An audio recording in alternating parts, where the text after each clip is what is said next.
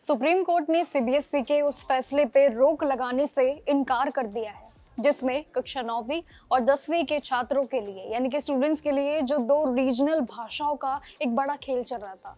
देखिए, पढ़ाइयों में कंपलसरी चीजें होना एक अलग चीज है, लेकिन इस मुद्दे को बढ़ना एक अलग। हालांकि कोर्ट ने इस पूरे मामले में केंद्र सरकार यानी कि सेंट्रल गवर्नमेंट और सीबीएसई को नोटिस जरूर करके ये उसमें जवाब मांगा है कि आखिर हमें जवाब दो, ये मामला क्या है और कब तक रहेगा। इस पूरे मामले की अगली सुनवाई भी अब 15 और 16 जुलाई को होगी, लेकिन सीबीएसई के इस नए रूल को लेकर बड़े ही खिलाफ है कोर्ट भी। ये पूरी पिटीशन दर्ज करने के लिए भी समय है और जिसमें ये कहा गया है कि इस नई लैंग्वेज पॉलिसी से बच्चों पर एक्स्ट्रा एकेडमिक प्रेशर यानी कि पढ़ाई का काफी ज्यादा बोझ बढ़ेगा ही बढ़ेगा। अब इसमें चीफ जस्टिस सूर्यकांत की बेंच में भी इस पूरे मामले की सुनवाई जरूर हो रही है। पूरे मामले को लेकर जरूर एक बार फिर से चर्चाएं शुरू हो गई है। देखिए, सीबीएसई का ये नया 3 लैंग्वेज फॉर्मूला जो नई एक पॉलिसी है, ये एकेडमिक सेशन 2026 से लेकर 27 के बीच लागू होगा, जिसकी शुरुआत 1 जुलाई 2026 से की जाएगी। अब बोर्ड ने इसका ऑफिशियल सर्कुलर भी जारी कर दिया है, लेकिन ये बदलाव नेशनल एजुकेशन पॉलिसी यानी कि एनईपी के तहत, जो कि 2020 एनईपी नेशनल सर्कुलम फ्रेमवर्क यानी कि एनसीएफ-एसई के 2023 के मामले में रिकमेंडेशनों में ये सारी चीजें उसी आधार पे जरूर प्रक्रिया बनाई गई है।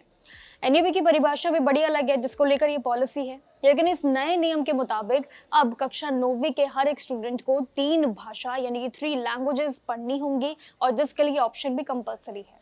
लेकिन जिसमें R1, R2 और R3 का ये नाम जरूर दिया गया है। इन तीनों ही भाषाओं का खेल बड़ा अलग होगा।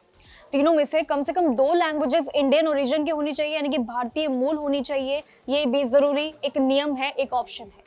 अगर कोई स्टूडेंट फ्रेंच, जर्मन या फिर कोई और एक फॉरेन लैंग्वेज अगर वो ले लेता है यानी कि विदेशी भाषा को अगर पकड़ लेता है, वो पढ़ना चाहता है, रुचि रखता है, तो उसके लिए भी कुछ खास शर्तें यानी कि कंडीशंस भी सीबीएसई द्वारा रखी गई है।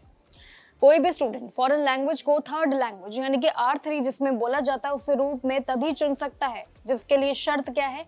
देखिए, जब उसकी पहली 2 भाषा जो कि R1 और R2 रहेगी, जो कि इंडियन लैंग्वेजेस में इंक्लूड रहेगी R1 और R2। अब इसके अलावा अगर स्टूडेंट ये चाहता है कि फॉरेन लैंग्वेज को अपनी 4th भाषा यानी कि अपनी चौथी भाषा के लैंग्वेज के रूप में भी हम रख सकते हैं या नहीं, तो उसको लेकर भी जरूर एक अलग अलग नियम है और इसी को लेकर सुप्रीम कोर्ट शायद इस चीज पे अब कार्रवाई करने के लिए शुरू हो रहा है। अब इस पे पूरी तरीके से ये कंट्रोवर्सी का एक पार्ट जरूर बन गया है। 3 लैंग्वेज फॉर्मूला की जब से बात हुई है, जब से ये कंट्रोवर्सी शुरू है और अभी तक नहीं रुक रही है। कुछ लोग इससे सहमत हैं, कुछ नहीं है। कुछ माता पिता को ये चीज नहीं समझ आ रही है, तो कुछ माता पिता को ये चीज गलत लगती है। लेकिन पेरेंट्स के बीच और साथ ही स्टूडेंट्स के बीच एक माहौल बड़ा अलग हो गया है। उनके लिए कुछ चीजें टेंस्ड हो गई है और कुछों के लिए ये चीज एक काफी ज्यादा एक हेल्पफुल बन गई है। यानी कि दोनों की कंडीशंस काफी अलग अलग है। कुछ के लिए काफी इजी है, लेकिन कुछ के लिए काफी डिफरेंट है। लेकिन ये दोनों ही माध्यम आखिर एक चीज पर टिका होना जरूरी है कि क्या इस पॉलिसी को अपनाया जाएगा। क्या 1 जुलाई 2026 को होने जा रही है पूरी प्रक्रिया? क्या इसके लिए पहले से क्या सुप्रीम कोर्ट अपना फैसला सुनाते हैं? बहुत से पेरेंट्स इस चीज को सपोर्ट नहीं कर रहे हैं, इवन स्टूडेंट्स भी नहीं कर रहे हैं। उनके लिए काफी बड़ा एक मेंटल प्रेशर है, लेकिन सीबीएसई की तरफ से एक ऐसी पॉलिसी है जो आगे आपके भविष्य को जरूर चमकाएगी, आपके भविष्य को जरूर सुरक्षित रहेगी, आपको नई चीजें सिखाएगी।